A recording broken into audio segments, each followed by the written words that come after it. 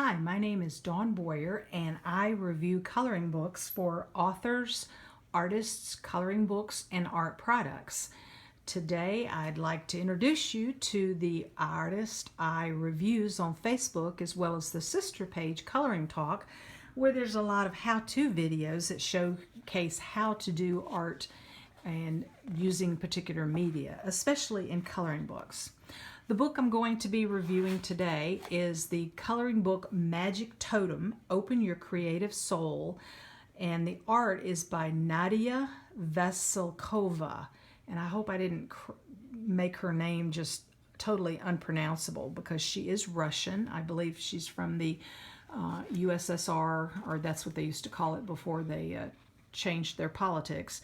But this particular book stood out to me, and the reason I bought it was because I had seen some colorists posting some pages of the work inside the book after they had colored it, and the style of artwork that Nadiya had put in the book was just absolutely amazing.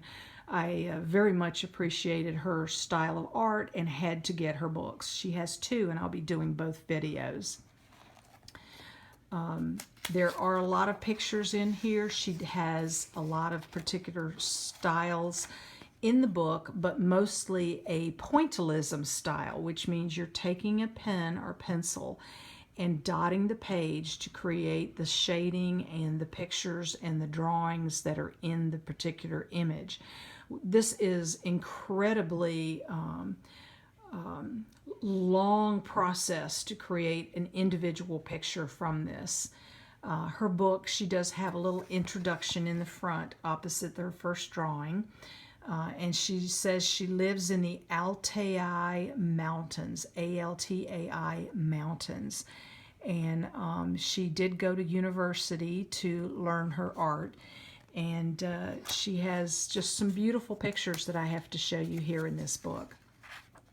Here is a female in the middle with bear, rabbit, wolf or fox, another fox or wolf, a cougar or a puma, or then a squirrel, and then an owl, and then some very nice sort of Art Nouveau background decorative pictures. The book is soft cover. The pages are medium to lightweight, so if you are going to use a wet medium, please make sure you put something between the pages to keep the wet medium from bleeding through. Or if you're inclined, copy the paper, the pictures out of the book onto cardstock, and don't distribute them to others. Please buy the book directly from her and enjoy the images that I'm going to be flicking through on this particular video. She uses some beautiful stylistic sort of zentangling and henna Mindy style designs here.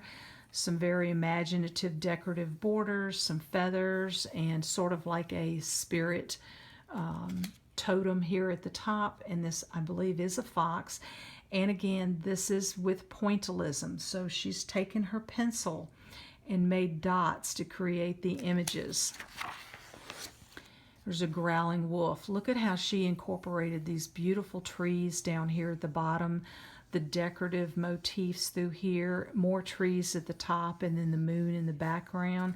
She's got a very, very vivid imagination, and she's very skilled at this type of drawing. There's a deer with the decorative elements all through and throughout. Here's an owl. Again, the pointillism is used to indicate and create shading as well as the shapes of the images. And she's got some highlighting there to make the eyeballs look a little bit more rounded in 3D. Gorgeous tiger. Gems, leaves, more gems and stylistic stripes versus realistic, but it just creates a whole completeness of the picture. And here's a cobra with gems decorating the decorative motifs around in its gills. And I tell you, I used to do pointillism, and I've done it in the past. And just this little section right here alone could have taken hours to complete. So each of the pictures that she has used the pointillism method on easily could have taken her 40, 50, or 60 hours to complete. Beautiful wolf. I can just see him being so content and complacent, like maybe he just woke up from a very refreshing nap and he's looking straight at you from the page. She's used gems with some highlights and some more decorative motifs as part of its fur. Gorgeous styling. Here's a crow or a raven, and she's used stylized decorative patterns for the front of it. Then she's morphed into the feathers with stylized patterns in the individual tines, and then almost a steampunky sort of look over here in the feet part. There's a beautiful pointillistic eagle that looks like he's getting ready to pluck a fish up out of the river.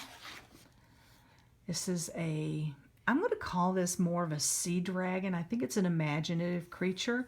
Looks like it has almost a Chinese styled head up front here with these feathers coming out over its ears, and then it morphs into almost a koi fish body, and then it's got like phoenix type of flame fins here, and it's holding a little ball in its feet.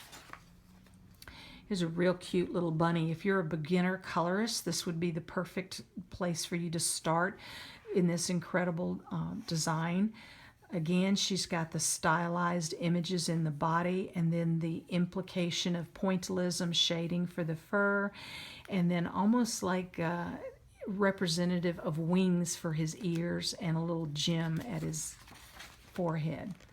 Little girls who love horses would love to draw and color on this horse. It's got a gem up here in place of where it could have been a unicorn horn in the past, and then the mane is the stylus decorative elements that are there in the picture. Another eagle getting ready to land and grab some fish out of the pond. And this is heavily pointillism. You can see the individual dots on the lotus, the lily pads, and then the frog is very stylistically drawn. This is a water buffalo. You can see it better this way, sideways. And just gorgeous images and Zentangle designs contraposed with some darker fill-in lines and darker images. This is probably more of a totem than any of the other previous pictures in the book. You see a cow skull, you see a deer, you see the antlers, and then the mandala with the sunflower in the middle, and again the decorative elements around the edge. So this is more totem-like than anything else previously in the book. And here is, I believe, referring back to some Native Indian stories about the turtle was the birth mother of the earth, and the tree growing out of its back represents earth itself. Now this is a page that is beautifully done, that I can see you pulling the page out of the book, although it is glue bound. If you're very careful with an X-Acto knife to cut it carefully and then paint it or color it, that it would be something that you could hang on the wall as a fine art piece. She started to put these very beautifully decorated borders here on the pages after this page. This is a ram. The horns look pretty realistic to me. Her pointillism is, pardon the pun, on point. She's got beautiful highlighting in the eyes to make it look 3D and realistic. This is a little spoof on the Mona Lisa. She's got a goat head with the horns, and here's Mona Lisa's body with the goat feet. and the landscape in the background, beautiful frame, circle, and then the line borders at the top. I'm not quite sure if this is supposed to be a leopard because the face is a little bit, I want to say off, but it doesn't detract from the actual picture itself. And then she's got a beautiful baseline down here with more of the animals, and then the frame at the top. This lion looks like he's mad, and this is sort of reminiscent of the Anamorphia books where they have these elements coming out of the head or face of an animal. I'm not too terribly fond of the little critters in the Anamorphia books, but in this particular case, Nadiya has had the mane in stylized swirls, which I love much more, and beautiful designs at the bottom and the top of the page. Here's a little bit more stylized owl, sort of reminiscent of mandalas or portions of mandalas. I love the way she has these white decorative Art Nouveau elements throughout the wings. And then she's actually created corner pieces here to sort of help frame the owl flying through the air. Gorgeous elephant, absolutely gorgeous. The details here use a mix of mandala designs, Zentangle designs, elements of the Eastern India henna designs, and other decorative designs that are actually a little bit Art Nouveau from the 1920s and 30s. And then she's got this beautiful piece at the bottom, very, very detailed. So I would say that this is definitely for a more advanced colorist versus a beginner colorist. And I can actually see blowing this picture up to a poster size or even a wall size and then coloring it. Wouldn't that be amazing? Here's a little bit more humorous elephant using a lot of the henna Mendi design elements that the Eastern Indian use on their hands when they're getting married. And then some beautiful designs here at the bottom and the top. Another element with the elephant, all these gorgeous, very intimate designs and stuff. I'm wondering if she actually created these pictures 2 or 3 times as big and they shrunk them for the book. It's very, very detailed. So if you are interested in coloring this book, I would say you would probably want to use colored pencils or very fine tip gel pens because the individual little elements in the pictures are very detailed. Another eagle flying through the air, and the feathers are just gorgeous the way she's outlined them and placed them. Very aesthetic alignment. Very fluid, and the eagle is definitely getting ready to land or to pick a fish up out of what I see as a stylized symbolic water element at the bottom. This little panda bear, again, pandas are normally black and white, so I'm not sure how you would color this, but you know, who the heck cares if it's a blue panda or a red panda or a pink panda. It's your coloring book and it's your coloring medium. I like how she's matched the elements up here in the ears and the top of the head with the elements of the frame down here at the bottom and a half mandala at the top. Here's a tiger that looks like he's been irritated and he's just getting ready to work himself up into a full-blown roar. Tigers are my favorite animals, so I just love this one.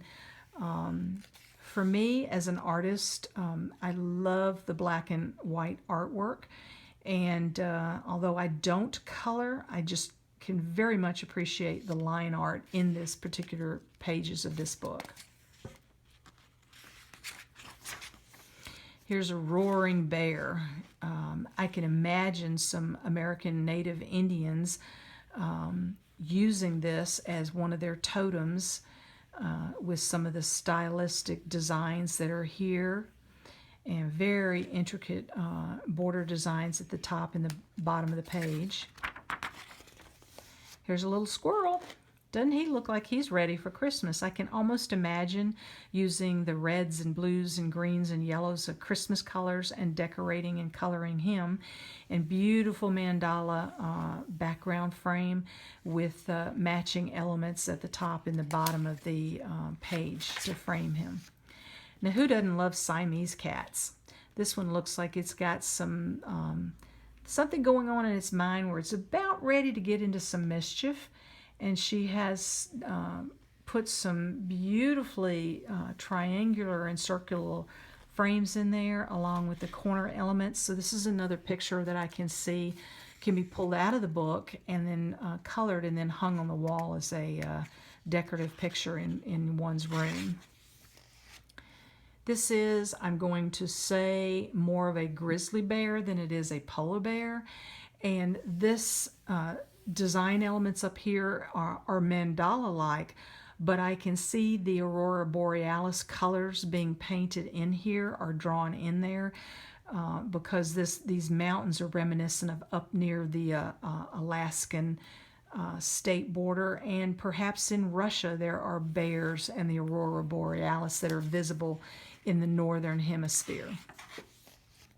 Now, in this particular page, the artist has changed from the pointillism, although there are some small elements of pointillism in there, to just baseline, thick, solid line drawings.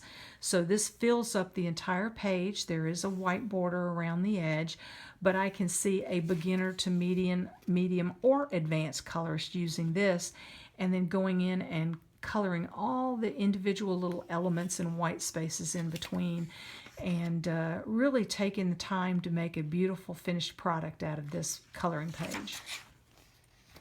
And this, I believe, is sort of a mixture of the wolves, and I see these tags or these scarves up here in the top hung on the tree, and I'm thinking Buddhist or Hindus, I'm not quite sure which one, that have the prayer scarves and scrolls that they hang up for prayers to heaven, being reminiscent there. And this is definitely a mountainous country, and a very nice drawing of the two wolves. I imagine this is the daddy and this is the mama wolf.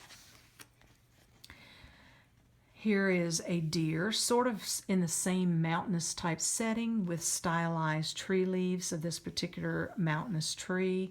A little bit of mandala design in the background, floral, ferns. So this could be very easily done by a beginner or intermediate colorist without too much of a challenge. Here's a fox and beautiful mandala border. Flowers, little bunny rabbits and chickens and squirrels, which is probably his food source. And then in the background there's a little house and a windmill. And I want to say this might be one of the wild pheasants that have all the beautiful multiple colors. There's some chrysanthemums right behind it, some more ferns, and this is the line drawings, but she still has a little bit of elements with the clouds here with the pointillism. Here's Mama and her two baby bears in the forest. Again, the mountains in the background, the evergreen trees in the back, the chrysanthemum type of flowers, and the ferns in the foreground. Here's the ram, and she's used some stylistic designs to fill out the body of the ram. And the horns are quite well done. Some evergreen trees, the mountains, the pointillism in the clouds, the eagle, and the goat or the ram is on a ledge. And over here in the background you see some yurts, which are houses made out of canvas in a stylistic round form. Here's some beautiful macaw parrots. I think they're macaws or parrots, either one or they're both. And some floral. So you can imagine this being a jungle canopy and background to these birds. And now we've gone down from the forest down into the sea. So here's some very gorgeously done koi or fish. I'm going to call them koi because I just love those type of fish. some lily pads, some lotus flowers, and then some seaweeds and other stylistic, almost mandala-like coral down here in the bottom along with the sea ferns. Some people like to have chickens or roosters in their kitchen hanging up. This is a very simple line drawing, a little bit of pointillism in the feet and the feathers. And I can see a beginning colorist being able to complete this quite easily and have a beautifully done, completed picture. Now this is heavily pointillism, and I can just imagine that this picture by itself took her 40, 50, or 60 hours to do with all the dots that were in there. But there are some beautiful, almost realistic flowers drawn here with the pointillism style. She's left some open spaces to indicate white, and mandalas that are behind the flowers, and then the dots with the stylistic flourishes and decorative effects. This is probably one of the most gorgeous irises that I've ever seen drawn, and it is all the pointillism. So she's taken an ink pen and just dot, dot, dot, dot, dot, dot, dot for hours to fill out the shading and the highlights of this picture. This one is just a, I want to call it a Eastern India Mendi henna influence, where you have the paisley shapes and patterns throughout, and there's no right or wrong to this. There's no realistic or irrealistic way of coloring this. It is very detailed, so it might be more for a medium, intermediate, or advanced artist to complete. But if you're a beginner and you have a lot of patience, all these various small elements might be beautifully done with gel pens, or maybe even some pastels. Maybe just instead of coloring all the individual elements, just do a wide color band along each of these stripes and edges. Another one, again, she's used pointillism as well as the solid lines drawn through here. So it's like 3 mandalas that have been linked and synced and merged with each other. Very detailed, lots of work put into this. And this is very detailed. She's used the pointillism in here for the tree. It looks like it's fall and the leaves are falling on the ground. Very detailed round frame that is set in within 2 square frames, and then 2 bottom and top borders along the edge. If you could go into this picture and do a lot of detail work in the coloring, again, this would be an absolutely stunning piece to hang on your wall. And that's the end of the book. So it is the coloring book Magic Totem by Nadiya Vasilkova. And I believe she is from over in the Eurasian, Russian area of the world, and she does have some outstanding, beautiful designs in this book. Again, my name is Dawn Boyer, and this is an Artist Eye review.